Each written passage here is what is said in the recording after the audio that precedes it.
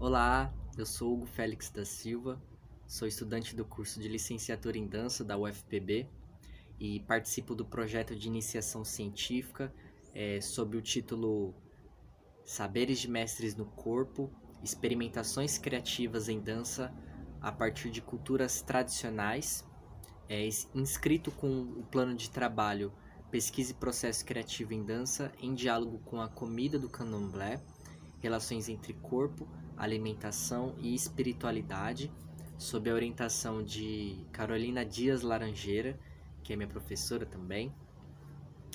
E eu vou explanar minha pesquisa em 3 recortes. O primeiro é do candomblé e o alimento, o segundo da dança e a sensorialidade e terceiro o processo criativo, tá legal? Então, primeiro recorte, o candomblé e o alimento. Eu falo desse ponto começando pelo meu interesse inicial de pesquisa, que é o sarapatel. O sarapatel é um prato emblemático na minha família, em que é transmitido por gerações, principalmente através das mulheres, em que, né, desde a minha infância é um prato que é feito nos dias festivos, nos dias de aniversário, nos dias especiais de encontro e reunião da família. E desde que eu entrei no curso de licenciatura em dança, eu tive o interesse de pesquisar o sarapatel como um aspecto de minha ancestralidade. Então eu queria assim pesquisar o sarapatel por meio do movimento também, né? E tendo contato com a professora Carol Laranjeiras, ela me mostrou como um dos caminhos possivelmente para trilhar poderia ser o da autoetnografia, né? Que é proposto por Sylvie Fortin. E além desse contato, né, eu pude ter aulas ali investigando matrizes étnicas, tradições e manifestações brasileiras por meio da dança, não só com a professora Carol Laranjeira, mas também com o professor Sérgio Oliveira, que eu me senti assim muito estimulado para pesquisar a cosmovisão do candomblé e principalmente a sua perspectiva sobre o alimento, justamente por ter como uma forte conexão com o mundo espiritual, né, o alimento também como uma representação da natureza, né, não só uma representação, mas sendo da natureza, né. Então eu tive muito interesse por essa área e nesse momento é muito importante saudar todos os povos de terreiro, saudar todo o povo preto, né, que carrega as tradições aí do candomblé desde a África. Então tem muita história aí, tem muito conhecimento sagrado e que eu preciso sempre saudar.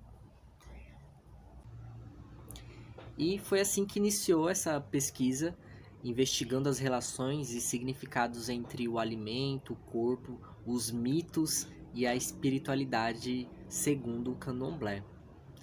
É importante dizer que essa pesquisa é uma pesquisa bibliográfica, então ela até o momento foi toda realizada de forma remota devido à pandemia da Covid-19. Então não foi feito pesquisa de campo, né? Mas nesse tempo de pesquisa eu pude estabelecer diálogos com pesquisadores, pesquisadoras que também estudam o candomblé, como a Leda Maria Martins, a Inaicira Falcão, a Rosa Maria Bárbara, Teresa de Fátima Mascarim, Fernanda Ribeiro Amaro e Nicolau Pares. E eu pude vivenciar também oficinas com a mestra Vovó Cici, uma pessoa maravilhosa e de assim grande conhecimentos sagrados assim, que ela conta assim muitas histórias também. E também onde eu pude aprender ali maneiras de se cozinhar também, relacionadas também ao candomblé.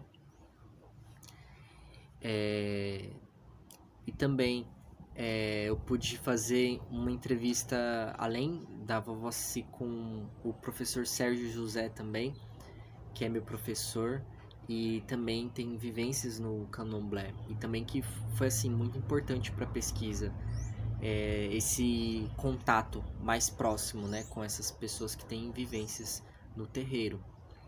E também eu pude realizar cursos com a Letícia Doreto, a Leca, né, curso de dança dos orixás, e com o professor Luiz Anastácio sobre registros negros na dança, sobre pessoas que são grandes referências para uma dança preta. E também que foi incrível, foi muito importante para mim. Bom, então eu pude compreender o aspecto comunicacional do alimento em relação ao mundo material e imaterial, a comida como um elemento da natureza, podendo conectar o ser humano e as divindades, ou como cada alimento pode também conter significados espirituais que contam mitos sobre essas divindades. Assim, nos perguntamos como essa relação divina, né, e os mitos podem gerar potência criativa para a minha investigação em dança. Então, como esses mitos, por exemplo, que eu pude ouvir, que eu pude aprender, podem ser disparadores para o movimento.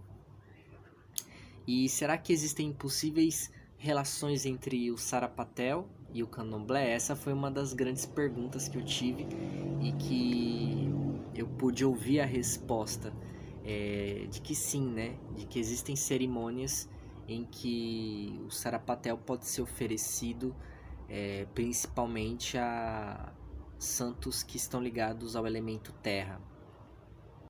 E o segundo ponto, que é a dança e a sensorialidade, eu investigo de uma forma paralela e relacional à investigação do alimento através da perspectiva do candomblé, que eu estudo a sensorialidade na dança por meio do fazer, comer e dançar o sarapatel.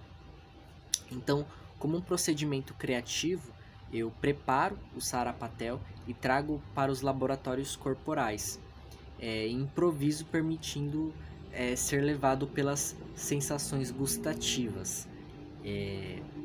Para refletir sobre a prática, eu dialogo com uma pesquisa chamada Uma Dança pelos Sentidos, de Patrícia Leal, na qual ela realiza experimentos com chocolate e café, por exemplo.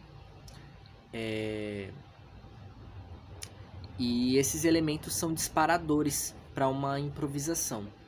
No entanto, Patrícia Leal ela dá ênfase às sensações emergentes do corpo, né? E não às memórias afetivas que são possíveis.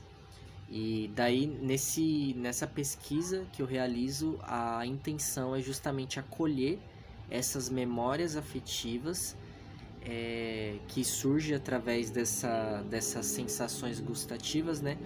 Com um conjunto de outras sensações emergentes.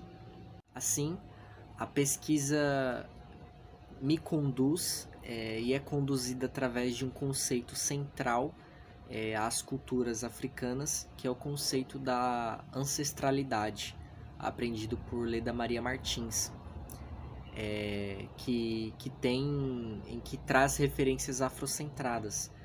Então, minha investigação das sensações é diretamente relacionada às memórias afetivas ligadas à família. Então, a partir daí, eu permito que o corpo comunique de sua maneira. E logo após a movência, eu tomo nota às sensações e memórias afetivas ligadas à família que foram emergentes. Então, nesse sentido, as perguntas são interessantes. Como o meu corpo reage quando eu como o sarapatel, por exemplo. Quais dinâmicas de movimento surgiram e foram exploradas. Será que essas dinâmicas estão somente relacionadas às memórias afetivas e às sensações, ou ainda algo a mais? Aqui eu busco observar os estados corporais em que eu alcanço ao comer e dançar.